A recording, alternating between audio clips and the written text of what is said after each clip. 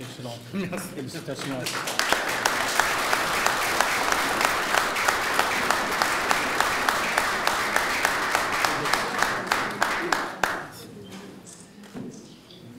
Et je vais donner la parole au président de la Commission européenne, M. José Manuel Barroso. Merci beaucoup. Monsieur l'ambassadeur, chers amis, Monsieur le ministre, Excellences, Mesdames et Messieurs, chers amis. Tout d'abord, laissez-moi vous dire que je vous remercie de tout cœur pour cette distinction. Un prix, c'est normalement un moment de bonheur qui vient avec la reconnaissance du travail accompli. Et dans ce cas, pour moi, le prix de la Fondation Crans-Montana est aussi un moment d'émotion personnelle pour au moins deux raisons. Tout d'abord, le Forum Crans-Montana défend une vision du monde à laquelle je suis très attaché et qui est aussi au cœur même de la construction européenne. Bâtir un monde plus humain en encourageant une coopération internationale. Et l'Afrique est un continent qui occupe une place très particulière dans ma vie. Je sais que c'est le principal sujet de vos travaux des prochains jours.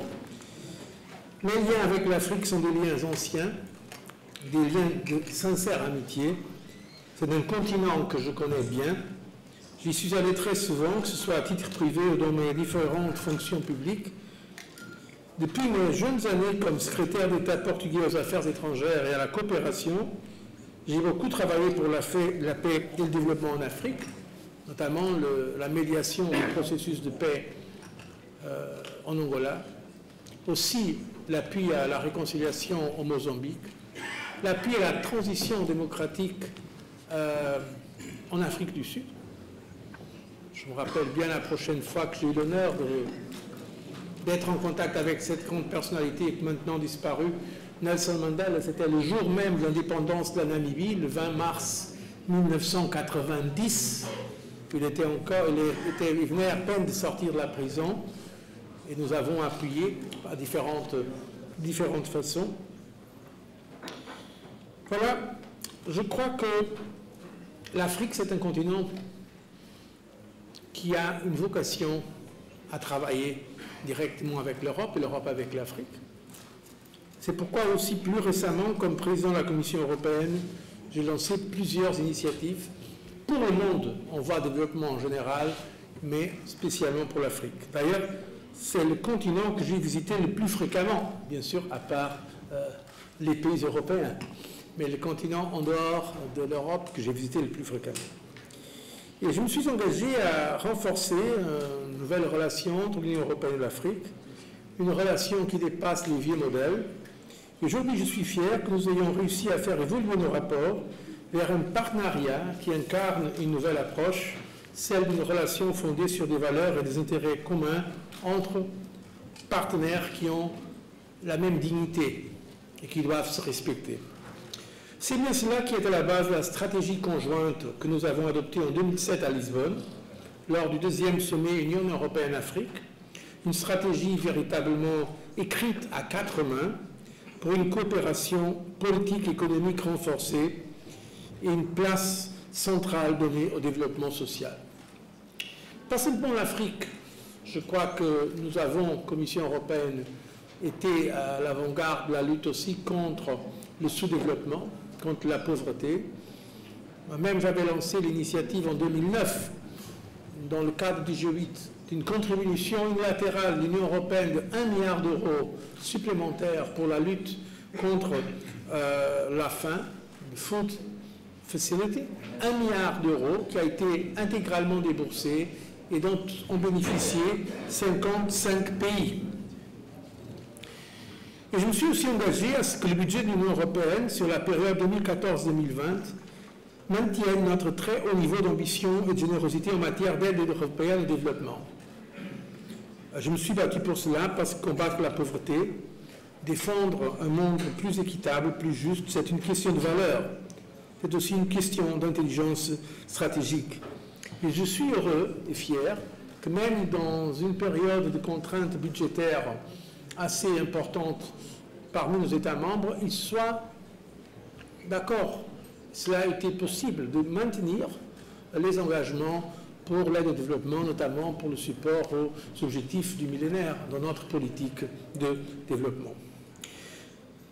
Vivre dans un espace mondialisé, c'est vivre à l'âge d'interdépendance globale, c'est-à-dire d'une sécurité indivisible et d'une responsabilité commune dans la gestion durable et équitable des biens publics mondiaux, tels que le contrôle du changement climatique, l'accès à l'eau et aux ressources naturelles, mais aussi la stabilité financière et la paix. Dans quelques semaines, ici à Bruxelles, le 4e sommet Union européenne-Afrique sera précisément l'occasion de réaffirmer ce partenariat Afrique-Europe, qui demeure un partenariat indispensable. Un partenariat unique entre deux continents déterminés à relever ensemble ces défis mondiaux, notamment ceux liés à la sécurité alimentaire, aux migrations, à l'énergie, au changement climatique. En fait, et c'est la raison pour laquelle je ne peux pas être avec vous demain, et vous avez eu la gentillesse d'organiser ce petit moment aujourd'hui, c'est que demain, dans le Conseil européen, demain et après-demain, nous allons discuter beaucoup de sujets, vous imaginez lesquels, l'Ukraine étant bien sûr en haut de nos préoccupations, mais nous allons aussi discuter d'autres questions, non seulement de l'économie en Europe, mais des questions de relations extérieures, notamment la préparation de ce nouveau sommet Europe-Afrique à Bruxelles au début du mois de février, d'avril. Je m'excuse. Donc, chers amis, l'Afrique est en fait un continent qui compte de plus en plus dans le monde, que ce soit par son économie, sa démographie, sa jeunesse, par son dynamisme en un mot. Dynamisme qui est celui aussi des femmes africaines. Et je me réjouis que ce forum soit également l'occasion d'accueillir à Bruxelles la première réunion du Transmontana African Women's Forum. Et je vois là quelques amies africaines que j'ai déjà rencontrées dans d'autres occasions. Nous avons pris beaucoup de photos ensemble. D'ailleurs, je vois aussi des amis européennes. Il y avait Sylvana Kormelin, députée au Parlement européen, qui fait aussi un travail pour le développement avec les femmes parlementaires partout dans le monde, ce qui est vraiment une initiative aussi intéressante. Donc, pour vous dire qu'à la Commission, nous croyons beaucoup. Ce n'est pas simplement une formule politique, à cette idée de empowerment des femmes. Et l'Afrique, d'ailleurs, donne à cet égard beaucoup d'exemples intéressants. Et donc, je me réjouis que vous avez mis cela aussi comme un des points fondamentaux de votre agenda. Car effectivement, je l'ai vu dans mes visites en Afrique, les femmes, très souvent, sont celles qui portent le plus de responsabilités. Je m'excuse pour les hommes présents ici.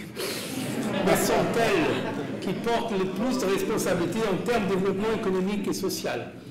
Elles qui font les tâches les plus dures, elles qui élèvent les enfants, qui éduquent les enfants et qui font vraiment un travail remarquable. Et là, je pense à des images que j'ai vues au Congo, la République démocratique du Congo à l'époque de Zaïre, enfin, République démocratique du Congo, dans l'intérieur de ces pays, Guinée-Bissau, des images que seront toujours avec moi. Voilà, ce sont des défis que nous pouvons relever ensemble. Et là, j'ai cité l'Afrique spécialement parce que c'est aujourd'hui le sujet principal de votre séminaire, de votre congrès. Mais pour vous dire que notre vision de l'Union européenne reste une vision ouverte. Et je m'en réjouis. Malgré cette crise, je vous remercie pour les mots que vous avez prononcés à l'égard de notre résistance pendant la crise, que nous avons tenu le cap, que nous avons montré que l'euro et l'Union européenne étaient capables de relever les défis. Aujourd'hui, on peut dire que la crise financière, dans l'essentiel, est derrière nous, qu'il n'y a plus de doute. Il y a quelques jours, le président de la Banque centrale européenne disait que l'euro, c'est une île de stabilité dans le monde. Qui pouvait le penser il y a 2 ans? Mais voilà, nous avons tenu bon. Mais nous ne sommes pas tournés seulement vers nous-mêmes. Et l'Union européenne et la Commission que j'ai l'honneur de présider, nous avons toujours fait une profession de foi dans l'ouverture.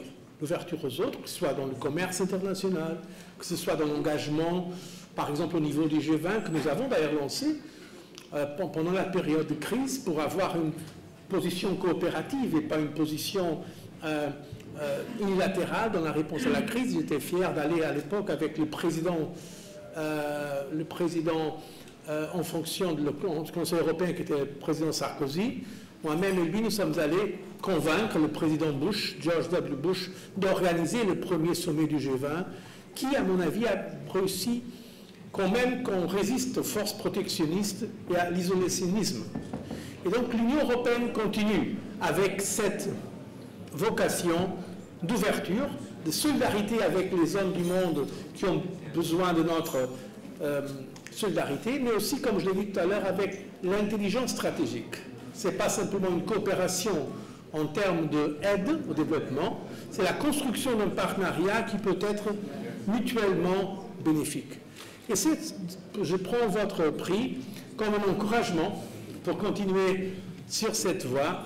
Et je disais tout à l'heure, quand j'ai vu les noms remarquables de mes prédécesseurs, Lad Valens, Marius Suarez, Yasser Arafat, Yitzhak Rabin, tous ceux des noms que j'ai connus et que je connais très bien, c'était normalement des prix pour leur carrière.